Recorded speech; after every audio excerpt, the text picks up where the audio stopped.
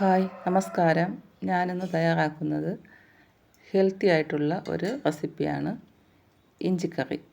ഇതെങ്ങനെയാണ് തയ്യാറാക്കുന്നതെന്ന് നമുക്ക് കണ്ടു നോക്കാം.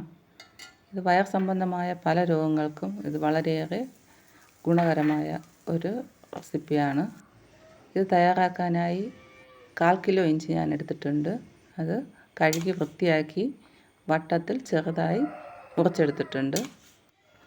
ഇഞ്ചി അരിഞ്ഞെടുക്കുമ്പോൾ ഒരേ വലിപ്പത്തിൽ ചെറുതായി മുറിച്ചെടുക്കണം, എന്നാലേ ഇത് ഒരുമിച്ച് വെന്ത് കിട്ടുകയുള്ളൂ. ഇതിലേക്ക് ചേർക്കാനായി ഒരു 15 ചെറിയ ഉള്ളി വട്ടത്തിൽ അരിഞ്ഞെടുത്തിട്ടുണ്ട്, ഒരു മുറി തേങ്ങ ചെറുതായി ചിരകിയത്, 2 പച്ചമുളക് ചെറുതായി അരിഞ്ഞത്, 6 അല്ലി വെളുത്തുള്ളി, 2 തണ്ട് കറിവേപ്പില ഇവ എടുത്തിട്ടുണ്ട്. ചട്ടി അടുപ്പത്ത് വെച്ച് ചൂടായി വരുമ്പോഴത്തേക്കും 50 ഗ്രാം വെളിച്ചെണ്ണ ചേർത്ത് കൊടുക്കാം. വെളിച്ചെണ്ണയിലാണ് ഇഞ്ചി വറുത്തെടുക്കേണ്ടത്. വേറെ ഏതെണ്ണ ഉപയോഗിച്ചാലും അതിൻ്റെ ടേസ്റ്റ് ഉണ്ടാവുകയില്ല.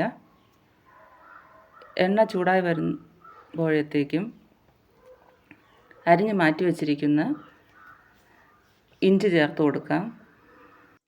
ഇഞ്ചി മുഴുവനും ഒരുമിച്ച് ചേർത്ത് വറുത്തെടുക്കാം. മീഡിയം ടു ലോ ഫ്ലെയിമിൽ വെച്ച് ഇഞ്ചി ഏകദേശം 1/4 വേവ് ആവുന്നത് വരെ വറുക്കാം. അതിനുശേഷം എണ്ണ കൂടുതലായിട്ടുണ്ടെങ്കിൽ കോരി മാറ്റാവുന്നതാണ്.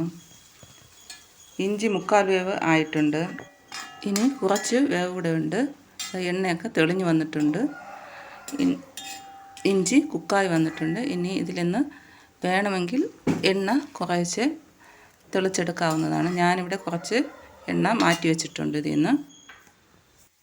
ഇനി ഇതിലേക്ക് അരിഞ്ഞു മാറ്റി വെച്ചിരിക്കുന്ന പച്ചമുളക് ചേർത്ത് കൊടുക്കാം. ചെറിയ ഉള്ളി ചേർക്കാം. വെളുത്തുള്ളി ഇവിടെ ചേർത്ത് കൊടുക്കുന്നുണ്ട്, അതും ചേർത്ത് കൊടുക്കാം. കറിവേപ്പില ഇവ ചേർത്ത് ഒന്ന് ഇളക്കി കൊടുക്കാം.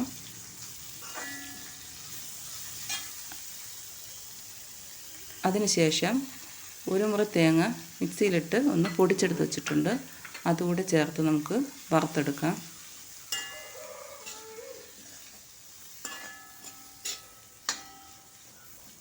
ഇത് വെന്ത് വരാൻ കുറച്ച് സമയമെടുക്കും. മീഡിയം ടു ലോ ഫ്ലെയിമിൽ വെച്ച് നമുക്ക് തേങ്ങ വറുത്തെടുക്കാം. ഇപ്പോൾ അരവേവായി വന്നിട്ടുണ്ട്. തേങ്ങ അരവേവ് ആകുമ്പോഴത്തേക്കും ഒരു 2 ചുള പുളി ചേർത്ത് കൊടുക്കാം. ഞാനിവിടെ പുളി വെള്ളം ആയിട്ടല്ല ചേർത്ത് കൊടുക്കുന്നത്. ഈ തേങ്ങയിൽ കിടന്ന് തന്നെ പുളി കുക്കായി വരും. പിന്നെ 1/4 ടീസ്പൂൺ ജീരകം കൂടെ ചേർത്ത് കൊടുത്തിട്ടുണ്ട്. ഇവ ചേർത്ത് നല്ലതുപോലെ നമുക്ക് വറുത്തെടുക്കാം. ഇഞ്ചിയും തേങ്ങയും എല്ലാം പരുവത്തിന് വെന്ത് വന്നിട്ടുണ്ട്. ഇനി ഇതിലേക്ക് ആവശ്യമായ പൊടികൾ ചേർത്ത് കൊടുക്കാം. മുളക് പൊടി 1/2 ടീസ്പൂൺ, മല്ലിപ്പൊടി 1/2 ടീസ്പൂൺ, മഞ്ഞൾപ്പൊടി 1/4 ടീസ്പൂൺ, കായപ്പൊടി 1/4 ടീസ്പൂൺ ഇവ എടുത്തിട്ടുണ്ട്. ഇവ വെന്തിരിക്കുന്ന കൂട്ടിലേക്ക് ചേർത്ത് കൊടുക്കാം. പൊടി ചേർക്കുമ്പോൾ തീ ലോ ഫ്ലെയിമിൽ വയ്ക്കണം. പൊടികളുടെ പച്ചമണം മാറുന്നത് വരെ ഇളക്കി കൊടുക്കാം. അതിനുശേഷം അടുപ്പ് ഓഫ് ചെയ്ത് കൂട്ട് തണുക്കാനായിട്ട് വയ്ക്കാം.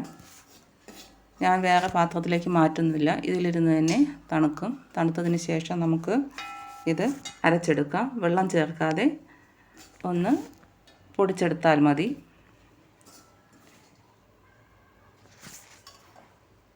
മിക്സിയുടെ ജാറിലേക്ക് ഇത് മാറ്റി കൊടുക്കാം. അതിനുശേഷം ഞാനിത് പൊടിച്ചെടുത്തിട്ടുണ്ട്. ഇനി ഇഞ്ചിക്കറി തയ്യാറാക്കാം.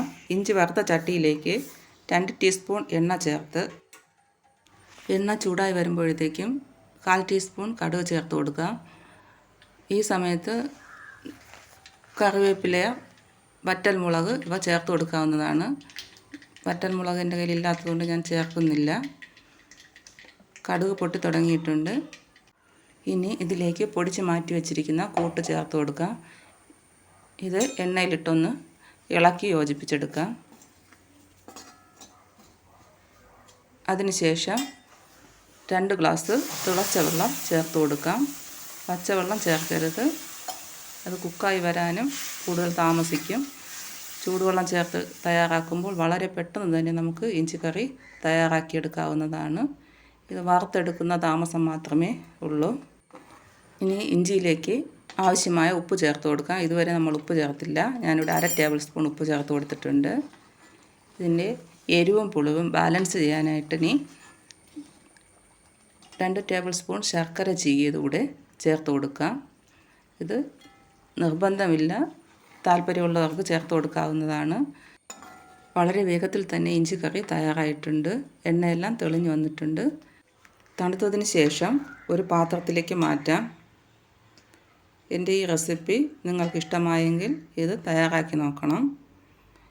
തണുത്തപ്പോൾ ഇത്തിരി കൂടെ കട്ടിയായി വന്നിട്ടുണ്ട്. ഇതാണ് ഇഞ്ചി കറിയുടെ പരുവം. വളരെ ടേസ്റ്റിയും ഹെൽത്തിയുമായ ഈ റെസിപ്പി ഇഷ്ടമായെങ്കിൽ എൻ്റെ ചാനൽ സബ്സ്ക്രൈബ് ചെയ്യുകയും ലൈക്ക് ചെയ്യുകയും ഷെയർ ചെയ്യുകയും ചെയ്യണം. നിങ്ങളുടെ അഭിപ്രായങ്ങൾ കമൻറ്റ് ബോക്സിൽ അറിയിക്കുകയും ചെയ്യണം. Thank you.